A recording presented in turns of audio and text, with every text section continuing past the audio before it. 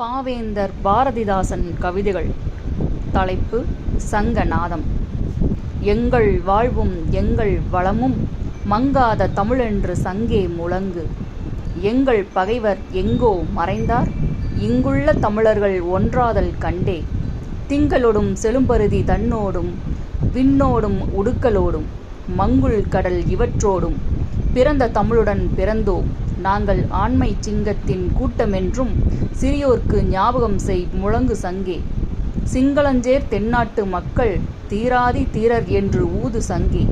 பொங்கும் தமிழர்க்கு இன்னல் விளைத்தாள் சங்காரம் நிசமென சங்கே முழங்கு.